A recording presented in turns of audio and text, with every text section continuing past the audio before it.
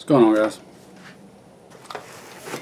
So, I don't know how often you may or may not think about this. So, this is just a video on the off chance that you don't think about it very often.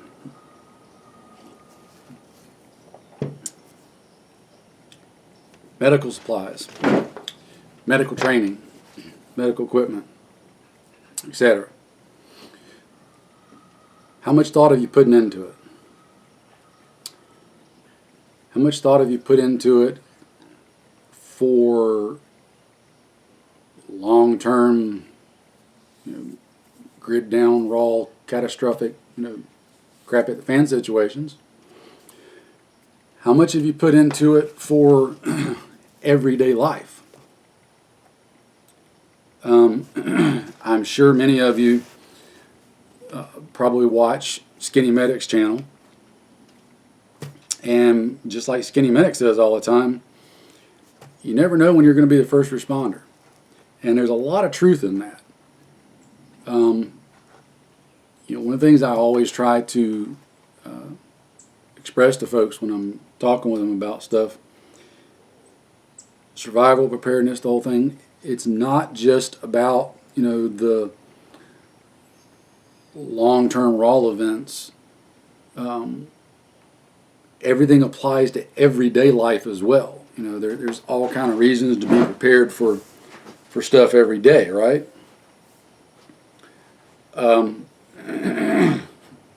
Again, like it says, you never know when you're going to be the first responder to something medically. Now, I've had a little bit over the years.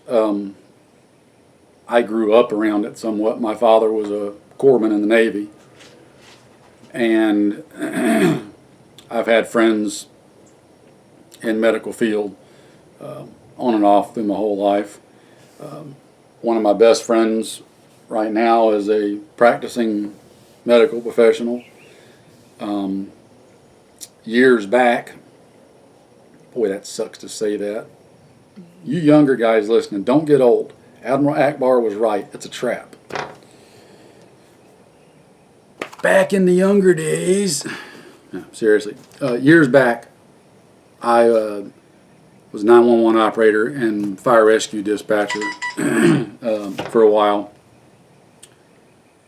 for a few years. And as part of all that, I had to go to school and get certified as a first responder. I don't know how that works state to state. All I know is here, the training that I took was up at the college, and it basically put me, there was, I think, 1 or 2 more courses I could have taken over the course of another semester, and I could have got my EMT certification. So, just to kind of give you an idea where it was at.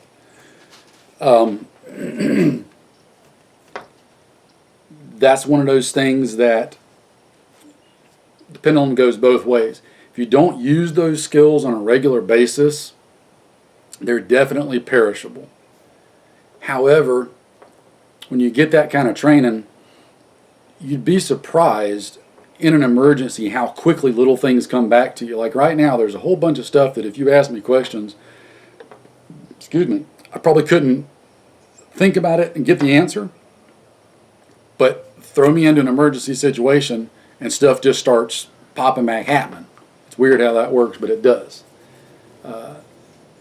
Same with kind of like, getting CPR certified or using an AED or something like that. You'd be amazed in a crisis how much of that stuff comes back to you. And even if only 90% of it comes back, that still puts you way ahead of the curve, right? So what am I getting at? You never know when you're going to need first aid equipment, first aid supplies, first aid skills. I'm always out and about doing stuff, and invariably always getting cut, scratch, bump, bruised, whatever. Yes, phone, I hear you. You can stop now. Let me quiet this real quick. Sorry, guys, a little interruption there.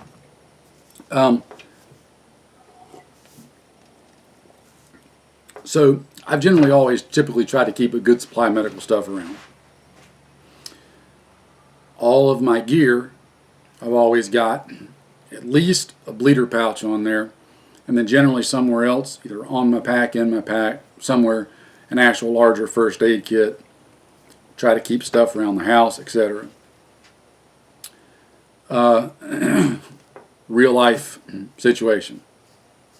2 weeks ago, my youngest son got tangled up between the front step and his guitar case and the front door through no fault of his own, and fell trying to get the front door open and through it, and basically experimented with one of Newton's laws of physics of the unstoppable force meets immovable object. Also, Newton's physical law that two objects cannot occupy the same space at the same time. So he's a pretty smart cookie, but for whatever reason, nature decided to have him experiment with those laws. Needless to say, I was out in my shop working, and I heard the loud banging, and as I got up to go see what was going on, as I got into the front foyer, I hear him hollering for me, and suddenly the tile in my front foyer is a large pool of red liquid. And of course the switches started flipping, and I got to him, and he looked like Niagara Falls with blood going everywhere. So I got him calmed down and got looking at him, and I could tell he had a really big laceration across his head. Now, anything on your face and head, for those of you who don't know, that whole area is very vascular. Guys, when you're shaving and cut yourself, let a little teeny nick, and you'll think you're going to bleed out because it bleeds. Everything on your face is vascular, right? So it makes for a lot of blood, but it's not usually as bad as it looks. However, still a lot of blood. He's bleeding, right? I know he's got a head injury. So the first thing that comes to my mind, okay, I know he's breathing and he's conscious because he's upset and calling for me. So next thing is, okay, we got to get the bleeding stopped. The proximity of where he was at in the foyer and where I was in the house and everything, it was quicker, and this speed was the only thing on my mind at the moment. It was quicker for me to run into my bedroom, and I've got a little ready rack that I keep my chest rig hanging on, that's packed and ready to go so I can grab it if I need to. And on my chest rig, I've got my bleeder pouch and all that. So instead of trying to get my big kit, it was quicker for me to run into the bedroom and rip this open. So I ripped this open and pulled out stuff. And where the cut was at on his head, I didn't want to put a big pressure bandage on there, because since I knew he had a head injury, I didn't want to put too much pressure on the wound, because I didn't know if he had a fractured skull or what, because he took a pretty hard whack, and I didn't want to go pressing on something real hard. I knew it wasn't life-threatening bleeding; it was just messy bleeding. It wasn't like an artery being cut kind of thing. So ripped it open and got everything out. What I actually got out to use instead of pressure bandage, some of the things I keep in there, I keep emergency Israeli bandage, pressure bandage, some petroleum gauze to use as a chest seal, a couple of rolls of Curlex gauze, a couple of little things like that. So it popped into my head, I need something big and absorbent right here, but it's on his head, so I got to be able to make it stay in place without him holding it. So I just improvised on the fly. I grabbed one of the big rolls of Curlex, ripped it open, unrolled a little bit, folded it over and made a little rectangular pad, put that over the cut, wrapped the rest of it around his head, snug enough to keep it in place, and put just a little bit of light pressure on it, but not so tight that if he had, an actual skull fracture or something, that it was going to make it worse. Long story short, I got him up to the ER, did a CAT scan and all those kind of good things. He definitely had a concussion. He failed the doctor's concussion test. Fortunately, there was no bleeding or anything on the brain. There was no fractures, anything like that.